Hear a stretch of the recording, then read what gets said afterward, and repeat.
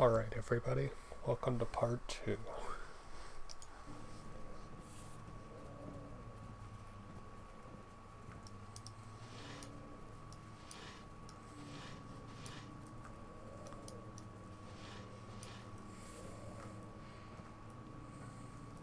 Oh no. 16th of May, 1839. The unflinching African sun has continued to plague our expedition, making it impossible to dig until dusk. How Professor Herbert managed to find the location in these vast plains of nothingness remains a mystery to me. When I asked him about the tomb again, he told me about the legend of Tin Hanan, the mother of us all. An interesting story. Okay, just increase the volume. Hope that helps you hear. There's more. Later that evening, we uncovered a passage beneath the dunes leading to a sand-covered stone structure. The professor was confident it was the tomb we sought and ordered the others to clear the way late into the dark, cold night. Tomorrow, I shall lead the men into the ancient structure, hoping to reach the burial chamber. No matter what the professor is keeping from me, the dig should yield something interesting to take back to London and the British Museum.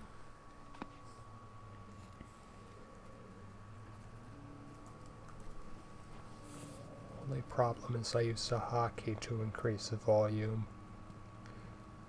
so I'm not sure if it will work with this game open.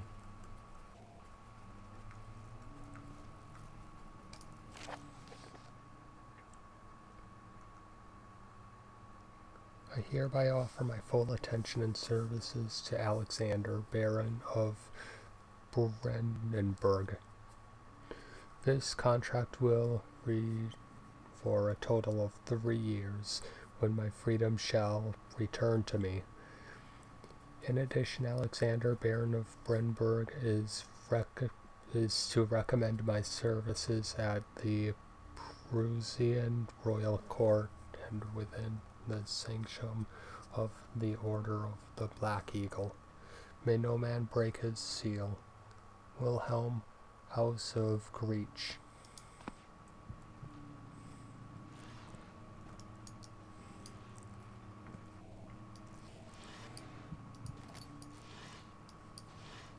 Is my sanity low? No, it isn't.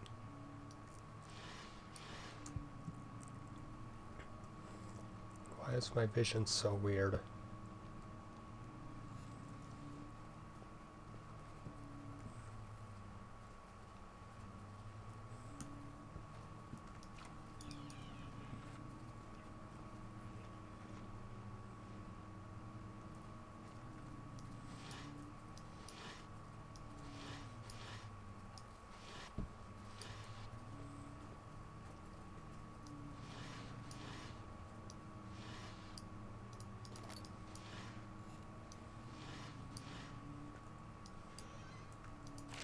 '17th of May, 1839.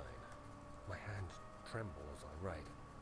I feel a need to document my tribulation, for I fear that my memory will fail me if I linger. Today, I took some men and ventured into the dark, ancient passage we uncovered. Our torches burned faintly in the murky air as we slowly made our way underground. The men were superstitious and fearful. They argued loudly, and I felt their strange language getting to me. I mustered my strength and yelled at them to continue down the slopes and broken steps. The crudely carved passage confused me. It looked much older than the 4th century structure we had expected. The twisting path emerged into a great antechamber. The walls were lined with statues unlike any I'd ever seen. Despite their unearthly quality, I felt a strange familiarity toward them, which haunts me still. At the far end of the chamber, a great slab of stone sealed off whatever lay ahead.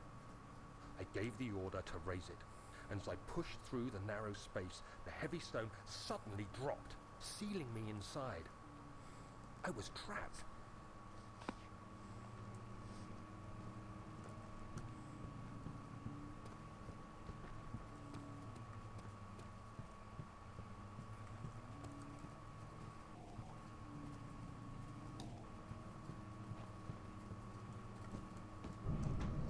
What?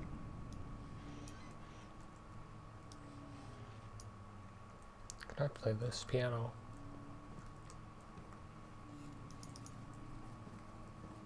Apparently not.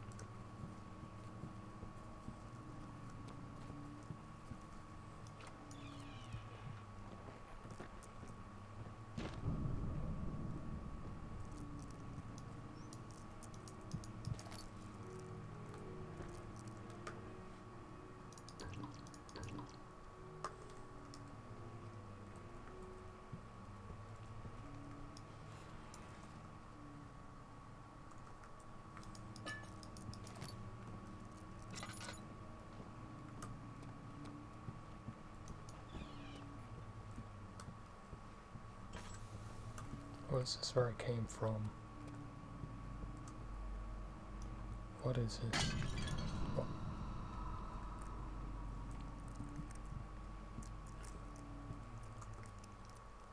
Oh, the one by Sanity.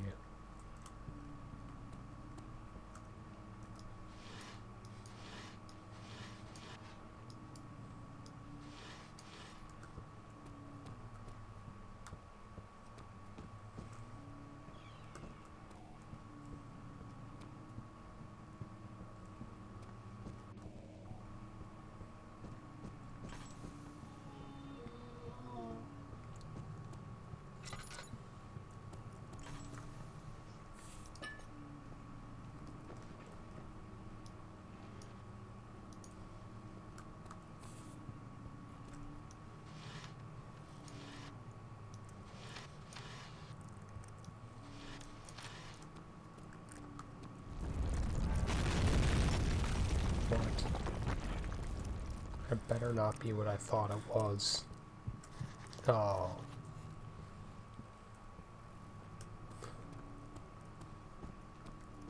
That's even worse.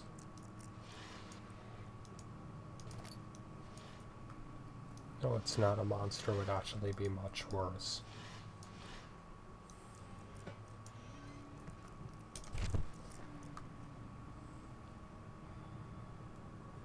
What? 17th of May, 1839. After pounding the unforgiving stone wall for what seemed like an eternity, I realized it was hopeless. I was trapped. I fell to the ground, gasping for air, trying to focus. That's when I saw a faint blue shimmer. My weakened body was Am I heavy supposed to walk to it? but I managed to push myself toward the enchanting light. It was waiting for me. Enclosed in dark nothingness, I felt myself drawn to the mystic light. I can grab it.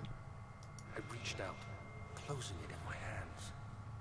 The faint glow escaped my fingers and began to spark brightly and spirit me away, unlocking alien memories of spiraling towers, endless deserts, and impossible geometry. The next thing I can remember is the grating sound of stone being lifted, the voices of the Arabs pulling me to safety, and grasped firmly in my hands was the broken pieces of a most peculiar relic.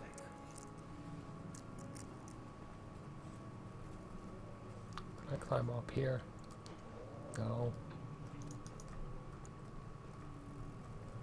It was very poorly designed.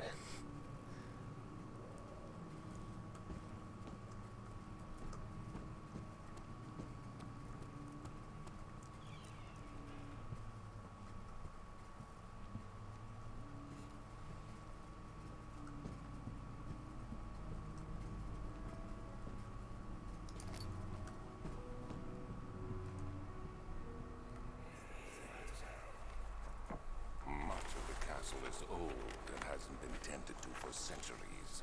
When the shadow arrives, it won't take long until things start falling apart. We're just buying time anyway. Let's do what we can. There isn't much to be done about the wars. We should reinforce weak structures.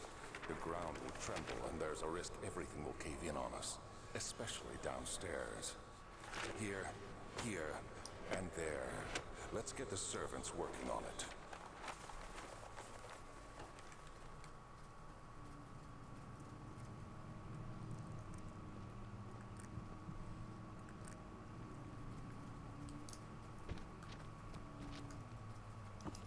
What is this?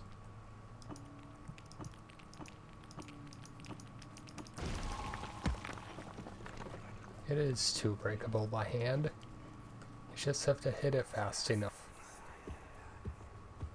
You have to be swift when you activate the first one. You hear that?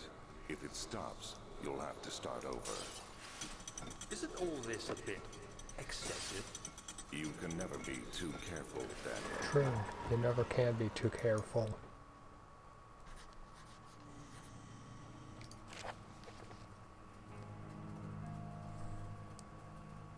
Altstadt and Brennenburg Castle, 1801. Another region rich with the lore is Altstadt, they're deep within the East Perusian woods. For centuries there have been stones surrounding the hamlet and its neighbor Castle Brennenburg.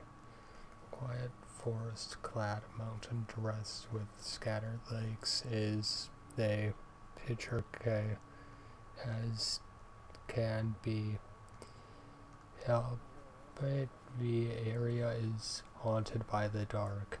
Ask any local and you will hear proof of the widespread superstition. All the travelers should indulge themselves in such conversations since it will certainly serve as exciting entertainment. All of them have their own twists on the tales, but there are some motifs that keep reappearing. The Gatherers. This story reaches all the way back to the time of the 30 Years' War. It is said that soldiers who abandoned their duty got lost in the cold, dark woods and were forever damned to roam the grounds. Their bodies were wrought by their tainted souls have left them disfigured and empty of essence. Many have cited them over the years and described them as horrid events. They move slightly through the woods, shying away from any beholder. They are called gatherers as they are seen to follow some ambition to steal living creatures. It is their prey which can be heard struggling inside a damp burlap sacks dragged behind them, which reveal their presence. Which dark shame do they follow? A visit undone. Henrik Cornelius Agrippa, the well-known erudite, visited Altstadt at the start of the 16th century. He resided in the local inn for a fortnight as he looked for remnants of kingdom past. During his stay, all the prominent members of society paid notice, and he is mentioned in many records of the time. One day he went to investigate a burrow in the northwestern glades, only to never be seen again. Henrik is known to have passed away in Grenoble some 10 years later. He dismissed the notion of ever visiting Altstadt, which makes you wonder what really happened. It was a mysterious man who visited a sleepy hamlet in the woods, and what happened to him. The Immortal Baron. The Baron of Brennenburg lives in a reclusive life with his family at his castle nearby Altstadt, and it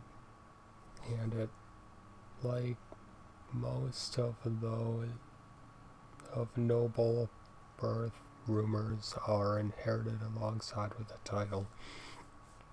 Returning the history reveals that all before the castle was consumed by fire in the late 16th century. It was rebuilt by Alexander, a nobleman from Rhinelands claiming a role as protector of the Prussian state. Alexander helped the region to flourish and remained popular throughout his presumed lifetime. His family has always been secretive when it comes to lineage and heritage. Therefore, the birth and the death of Alexander and his offspring has never been fully recorded.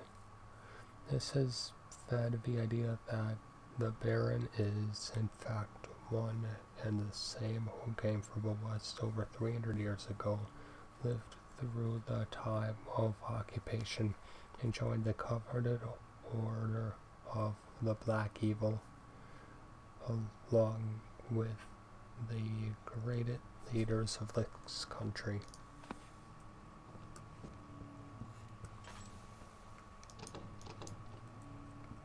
Hold on.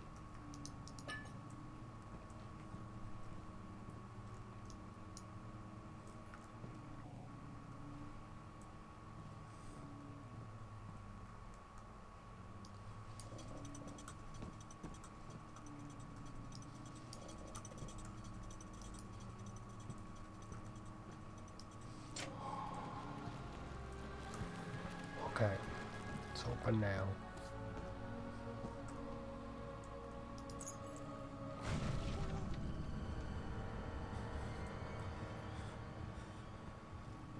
No monsters, good.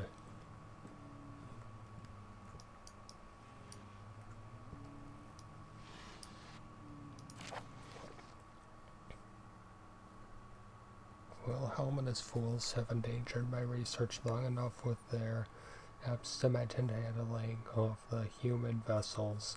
The sheriff is keeping a watchful eye on the force and is killing my trusty servants. It's just a matter of time until they follow the trail to Brennenburg. I need to lock Wilhelm and his men up to avoid further investigation from the public. The wine cellar will therefore be sealed off until the matter has been handled. Either the king's men leave or they will starve. Whatever comes first. They can rob for all I care. Maybe I will feed them some wine. It would be in a sense to solve both my problems.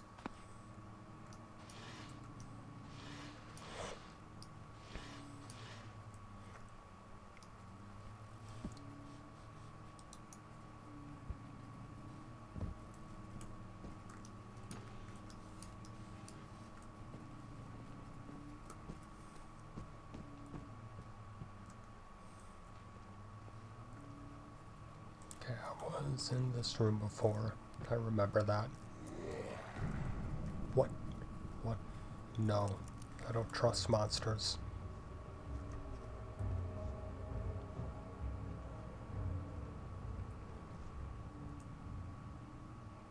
Is he gone?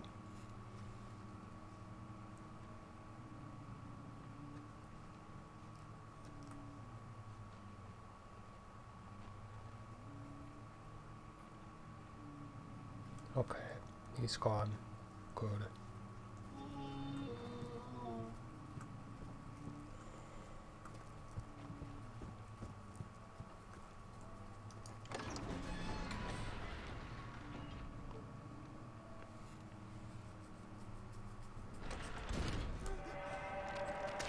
Ah, what? What is that? That is gross.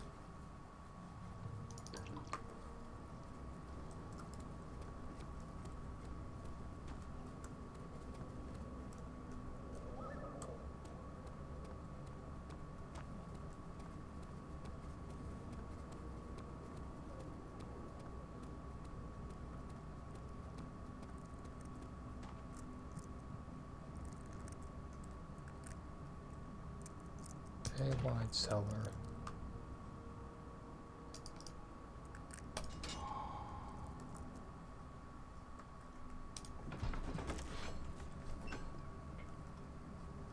Okay. This will be the end of part 2. Part 3 will be the wine cellar.